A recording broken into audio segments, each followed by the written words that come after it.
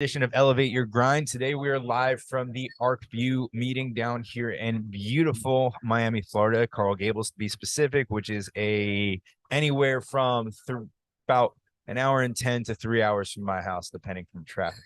So we've got a great group of people here. It's been a phenomenal event. As you can see, we're coming to you live from the event, but it'll be well past by the time you watch this.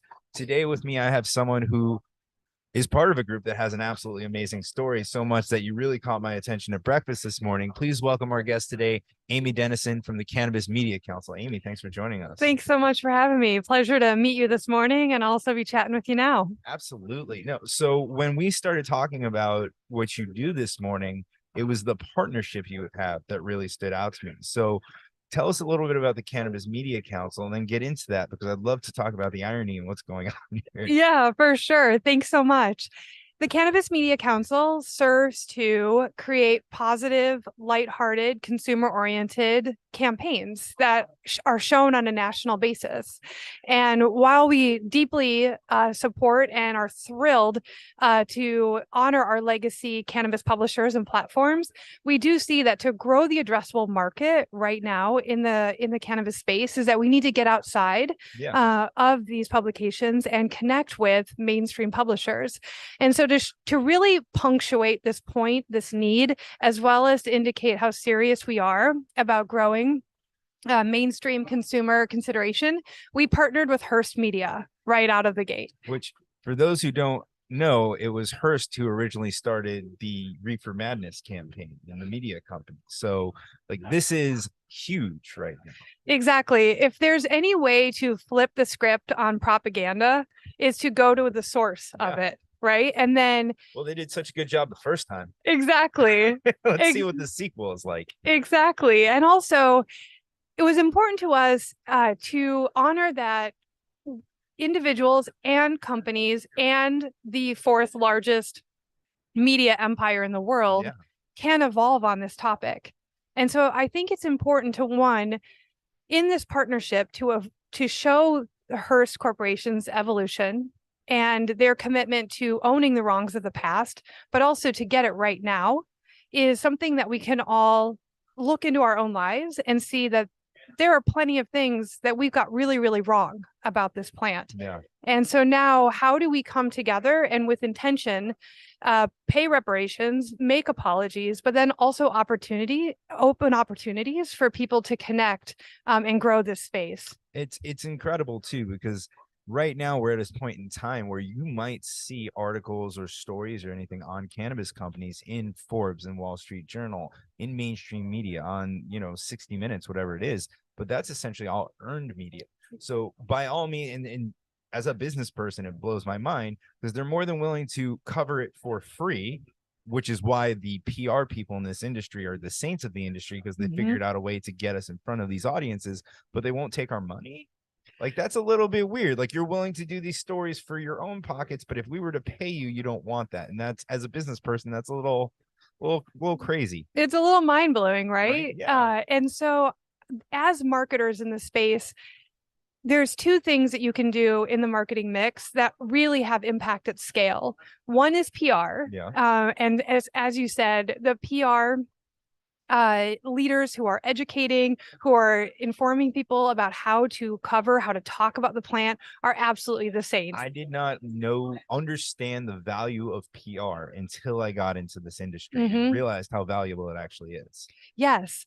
And when the story hits, there's an authenticity to it because people are reading publications and reporters or brands that they trust, that are already beloved. And so there's an impact to it that's honestly invaluable. The other thing marketers can do at scale is to advertise. And with advertising, it's a transactional nature, right? So you pay to play in order to be in a very specific place and time, in order to drive explicit and specific business goals, calls to action, and what have you. And so when you take out the advertising from the marketing mix, it really does choke the ability to get to market in strategic flights that you can control in order to drive business objectives. So for example, you hope that your dispensary opening will be covered. by the local media, right? But there's nothing like a billboard or a very specific flight within a local publication that's absolutely tuned in on the lat longs and zip codes that you want to connect with to drive impact. And so I think that advertising is the most underfunded, underserved part of the marketing mix right now. And so are looking forward to, with the Cannabis Media Council, leading to market to start to open those channels more, as well as show the best practices of how to be a great advertiser, but also be a great publisher and platform for the industry. That's awesome, because I think we're at a point in time right now, for those of you who don't know, and not we're at a point, like I know.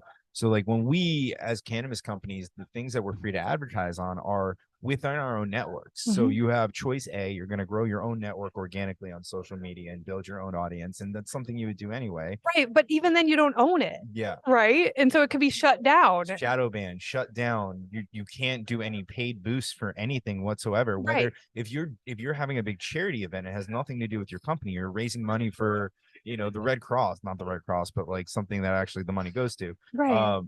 You can't boost that. You can't do anything about it. You can't put money into it. So not only that, like I think companies are hesitant to invest in things that are for the quote unquote kind of curious crowd, because they need to make sure they have an ROI on it. We're all strapped for capital at this point. We have to be very smart with every dollar that we spend. So like you don't have everything that we have is very cannabis focused. It's green entrepreneur, and it's Benzinga is probably maybe the most widely reaching one because they have a traditional finance platform as well too. But the cannabis thing is the biggest part of that, right? So like we're only advertising to ourselves, and that's such a small market. So like to me, someone like you coming in, and I know you have extensive marketing background in this industry, to help get that addressable market out there, I think it only helps everybody in the industry. Excellent. Thank you.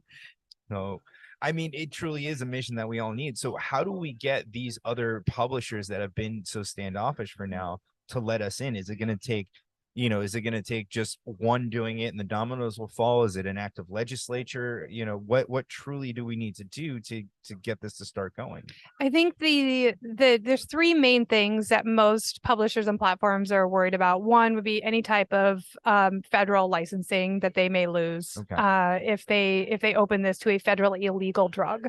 So if that's a main concern within the legal department and agendas of companies, that's going to be the toughest bolt to turn. Got it. There's another dimension where people are concerned about brand safety, and if they're going to lose all their other advertisers if they allow cannabis in. And so it's still an optics question of how in terms of brand safety and compatibility. And you see, as you look at some more, especially lifestyle and consumer publications and platforms, you see brands that you hover and sit together. And what we need to do is work to show that cannabis fits within the lifestyle of a holistic choice and make that business case for them. What's interesting on that note is we look at the Delta 8, Delta 10 companies, the THCA, like all these alternative cannabinoids, and they're a lot less restricted than we are. And again, I'm not a scientist by any stretch of the imagination, but I'll sure play one on this podcast. To me, those are a lot more untested. They are a lot more unregulated. There are a lot more people not doing it the right way in that industry. Just the people who digital market and white label a bunch of stuff that they don't even know what goes into. So those companies have more freedom to go to, and I don't see them obviously on major, media outlets, but on very, very large podcasts, right? We've all listened to one of our favorite podcasts and probably heard a CBD company or even like a Delta 8 edible company or something like that. But you have the traditional cannabis companies that a lot of them are looking at therapeutic and medicinal uses of this product. You have companies that are dedicated to finding tinctures for autism. You have companies that are looking at cannabis as a drug, as a medical, like a pharmaceutical grade drug for other things. And those companies can't get out to these audiences that they could really, truly want to reach. But if I had a really cool Delta 8 gummy brand, I can do that. So I think what you guys are doing, to me, listen, I am not against that part of the industry. I applaud entrepreneurs that do that, but I just don't want it to hinder what we do from accessing this network. I hear you. And to follow up, the third point with most publishers and platforms is that they don't know which brands are legit. Yeah. And so exactly to your point is that they need guidance that they can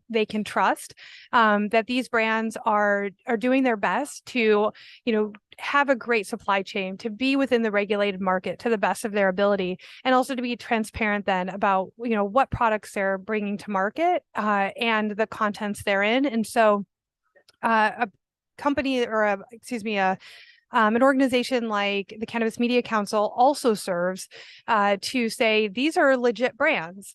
These are here. If you're looking to expand into the cannabinoid category, here's who we vouch for that are doing the best work, and that is a brand safety consideration for you, and you can feel comfortable and confident that these brands and businesses are legitimate and here to do the best for the audiences and the consumers for their publications. So this is what I love to see, because with the cannabis industry, I think everybody's so concerned within it of the greater good of the industry, because we all want to make it, right? We want to make sure we all get to that finish line, that we almost, like, an organization like yours exists because we due diligence ourselves to the greater audience, if you will, right? So, we have all these people out there, and then there are the people who actually succeeded, who seem to band together and say, hold on, like, we've been in this for a while now. Let us show you who's doing this right. It's like that.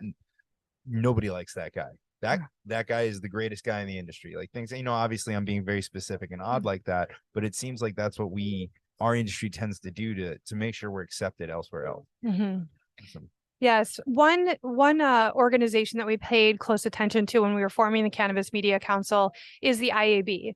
And so I do have extensive marketing experience. At the risk of, aging myself, it's a 20-year career that I'm very proud of. But I started in digital media, and IAB was part of self-regulating before there was any regulation on what digital advertising even could look like. And so we've been doing, advertising and, edge companies and organizations have been figuring out how to self-regulate until we come into regulations, whether it's discus or we'll see with cannabis. And so part of the Cannabis Media Council is to issue guidelines every May to help as we evolve, to set best practices for ourselves, and also hopefully to set a bar that people strive to achieve, and also push higher and higher. Very cool. Well, I'm excited to see the work that you guys do. And I think it just, again, it benefits the industry as a whole, because we need more places to reach people. And I think the more that we can reach people, the more we can normalize it, because it is normal, right? I've been in the industry now almost 5 years, over 4 years now. And I make this joke a lot on this show. I went from hiding what I did for a living because I was worried about what other people would think, to hiding what I do for a living because they don't stop talking my ear off. Right? I do this once a week on camera for 45 minutes to an hour. I don't need to go to my kid's soccer game and give you your own personal podcast for an hour. So, but I think because of that, the greater audience is ready for us, but we have gatekeepers right now that are keeping us from talking to them. So I'm excited to see the work that you're doing. And how can people support you? Thank you. That's a great question. We are a tax deductible donations. We're an organization that accepts tax deductible donations. So if you are in a position to give, we accept them at cannabismediacouncil.com. And also we have our fiscal sponsor, SEMA Studios, which is an incredible partner organization that allows us to do this in the middle area of before we can apply for our 501c3. In addition to donating to the Cannabis Media Council, we also welcome amplification, because at the end of the day, I often come back to that this industry, the movement, and then the formation of the industry, all comes about because of us sharing our stories individually. Okay. It's person to person saying, this helped me, consider it.